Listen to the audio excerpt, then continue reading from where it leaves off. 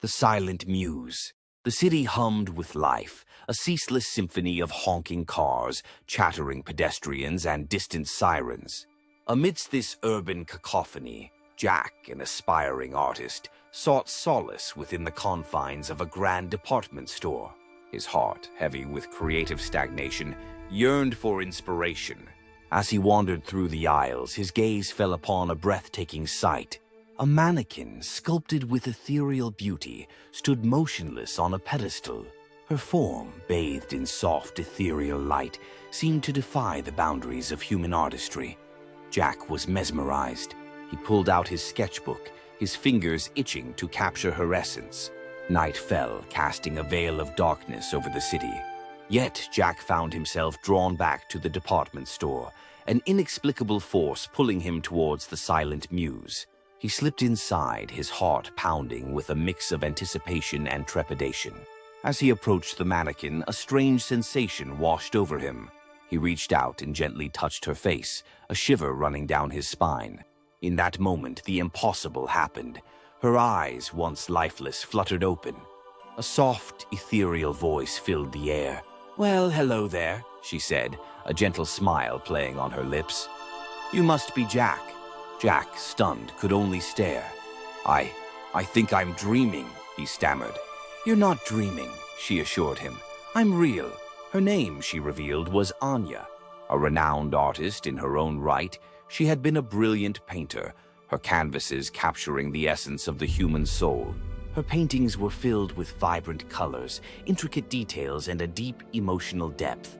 She had been on the cusp of her greatest masterpiece when a tragic accident had claimed her physical form, leaving her soul tethered to the mannequin. Jack, initially skeptical, soon found himself believing her incredible tale. They spent the night talking, sharing their hopes, fears, and dreams. Anya, with her wisdom and grace, ignited a spark within Jack, fueling his artistic passion. She shared with him the secrets of color, composition, and perspective, opening his eyes to a world of artistic possibilities. As days turned into weeks, Jack and Anya's bond deepened. Their clandestine meetings, held under the watchful eyes of the store's security cameras, became a cherished ritual. They explored the store's hidden corners, shared laughter, and whispered secrets. Anya, with her vast knowledge of art and history, inspired Jack to push the boundaries of his creativity. One evening, as they sat amidst the soft glow of the store's lights, Anya spoke of her life as an artist. She described the joy of creating, the thrill of capturing a fleeting moment on canvas. She spoke of her favorite subjects, the landscapes that inspired her, and the people who had touched her heart. She also shared the pain of her loss, the emptiness that had consumed her after the accident. Inspired by her story, Jack began to pour his heart and soul into his art. He painted with a renewed passion, his brushstrokes infused with the emotions he felt for Anya. His paintings were no longer mere representations of reality. They were portals to a world of dreams and longing. He painted portraits of Anya, capturing her ethereal beauty and her soulful gaze. He painted landscapes inspired by her descriptions of the world beyond the store, lush forests, shimmering oceans, and starry night skies. However, their idyllic world was threatened by the looming presence of the store's owner, Mr. Dalton, a gruff, suspicious man who had taken a keen interest in Jack's frequent visits. He sensed something amiss, a secret hidden beneath the surface. One fateful night, as Jack and Anya were lost in each other's embrace, Mr. Dalton burst into the display area. His face was contorted with anger and suspicion. He demanded to know what was going on. Anya, ever the composed spirit, faced the irate man with unwavering calm. She explained her situation, revealing her true nature as a being trapped within the mannequin's form. Mr. Dalton, initially disbelieving, was eventually swayed by Anya's sincerity and the undeniable evidence of her existence. Touched by Anya's plight, Mr. Dalton agreed to help. He enlisted the aid of a reclusive antique dealer, a man with a deep knowledge of the occult. Together, they devised a plan to free Anya from her ethereal prison. The ritual was a complex and perilous affair. The antique dealer, a mysterious figure known only as the Old One, guided them through a series of intricate steps. They had to gather rare artifacts, decipher ancient texts, and perform a ritual under the precise alignment of celestial bodies. The ritual required them to journey to a remote, ancient temple, hidden deep within a labyrinth of tunnels. As the night of the ritual approached, a sense of urgency filled the air. The Old One warned them that if the ritual failed, Anya's spirit would be forever trapped, lost to the void. The journey to the temple was fraught with danger. They faced treacherous terrain, cryptic riddles, and guardian spirits that tested their courage and resolve. On the night of the ritual, the temple was bathed in moonlight, its ancient stones shimmering with a mystical glow. The Old One, his voice a low, rumbling whisper, began the incantation. As he spoke, a strange energy filled the room, and the mannequin began to glow. Anya's spirit, trapped within the porcelain shell, yearned for freedom. With a final powerful chant, Anya was freed from her earthly prison. Her spirit soared into the night sky, a radiant beacon of hope. Jack watched in awe as she ascended, her laughter echoing through the silent temple. Anya's departure left a gaping hole in Jack's life. The temple, once filled with the thrumming energy of the ritual, now felt cold and empty. He traced his fingers along the smooth stone where Anya had stood, the chills seeping into his bones. He remembered her words, echoing in the silence. The ritual had a cost, fleeting, a mere whisper of time. He had been so consumed by his desire to see her again that he hadn't truly considered the consequences. He made his way out of the temple, the labyrinthine tunnels seeming to stretch on forever. Each twist and turn was a reminder of the journey they had taken together. Mr. Dalton, the Old One, and Anya, her spirit radiating a soft light within the confines of the mannequin. He thought of Mr. Dalton, the gruff store owner who had surprisingly become an ally. What had motivated him to help? Was it simply pity for Anya, or was there something more to his story? Jack emerged from the tunnels into the cool night air. The moon, full and luminous, cast long shadows across the desolate landscape. He felt a pang of loneliness, a yearning for Anya's presence. He looked up at the moon, imagining her spirit soaring among the stars, free from the confines of her earthly prison. He returned to the city a changed man. The vibrant colors of the urban landscape seemed muted, the cacophony of sounds a dull hum. He shut himself away in his small apartment, the walls closing in on him. His easel stood untouched, his brushes dry and brittle. He tried to paint, but his hand faltered, his inspiration gone. Days turned into weeks, and the weight of his grief grew heavier. He haunted the department store, drawn to the spot where he had first seen Anya. The mannequin was gone, replaced by another, lifeless and cold. He would stand there for hours, lost in memories, his heart aching with longing.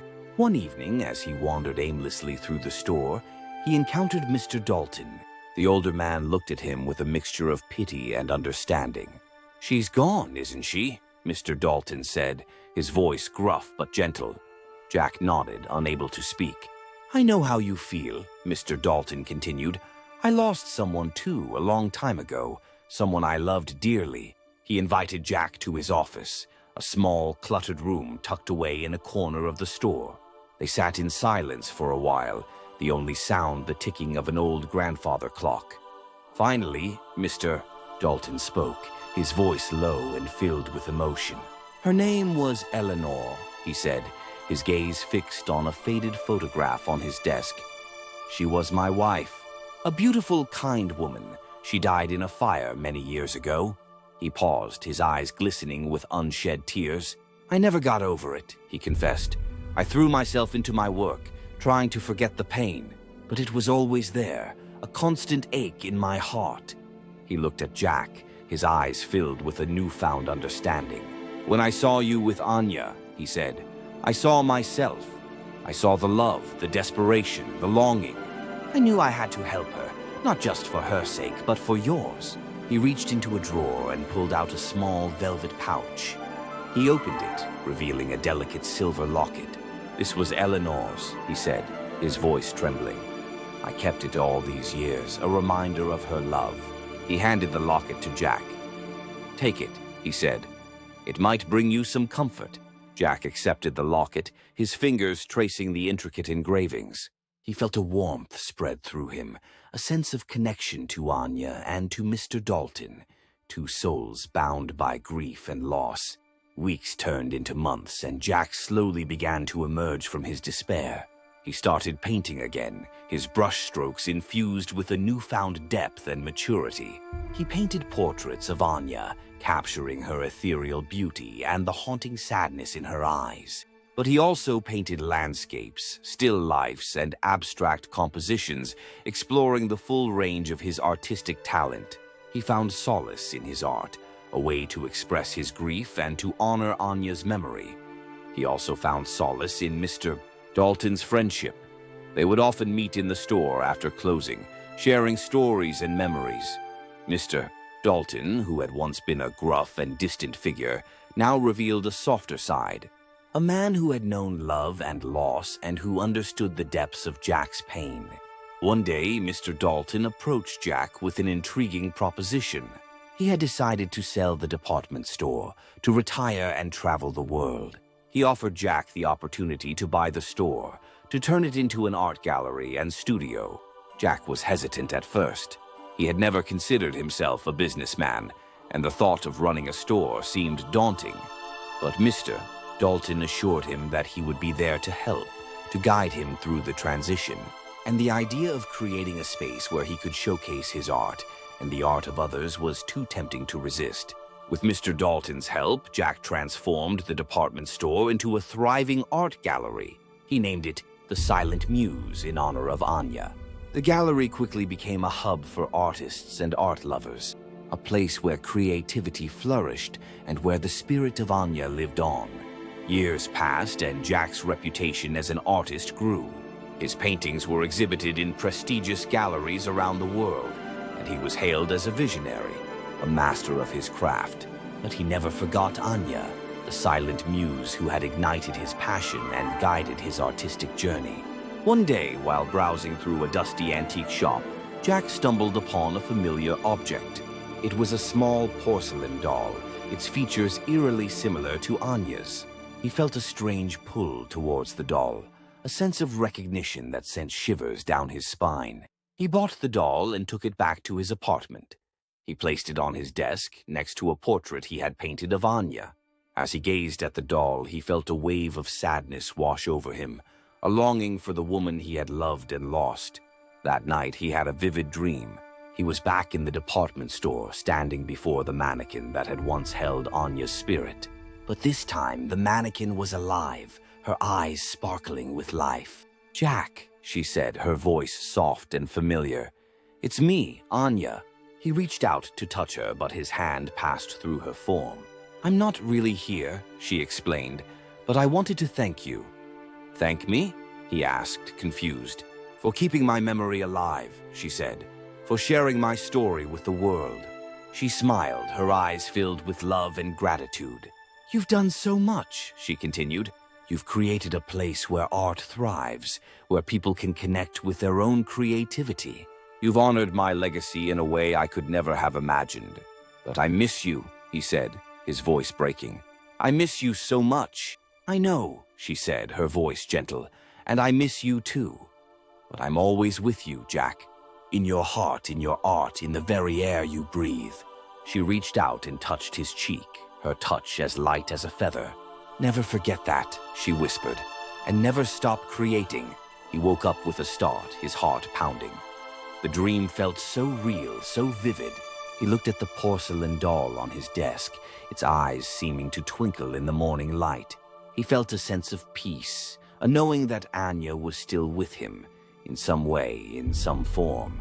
He continued to live his life, to paint, to love, to experience the world in all its beauty and complexity. But he never forgot Anya, the silent muse who had awakened his soul and set him on his artistic path. And he never stopped creating, his art a testament to her enduring influence. One day, many years later, Jack was walking through a bustling city street when he noticed a young woman sketching in a park. He was drawn to her, to the intensity of her focus, the way her hand moved effortlessly across the page. He watched her for a while, admiring her talent, her passion. As he was about to walk away, she looked up and caught his eye. He smiled at her, and she smiled back. There was something familiar about her smile, something that tugged at his heart. He approached her, and they struck up a conversation. Her name was Lily, and she was an aspiring artist, just like he had been all those years ago.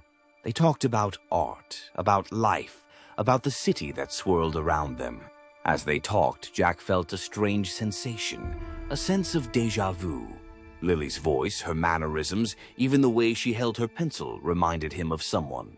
He couldn't quite place it, but the feeling was undeniable. He invited Lily to visit his gallery, and she eagerly accepted. As they walked through the gallery, Lily's eyes widened with wonder. She was captivated by the art, by the stories behind each piece. When they reached a portrait of Anya, Lily stopped in her tracks. She stared at the painting, her eyes filled with a strange recognition. "I know her," she whispered, her voice barely audible. Jack's heart skipped a beat.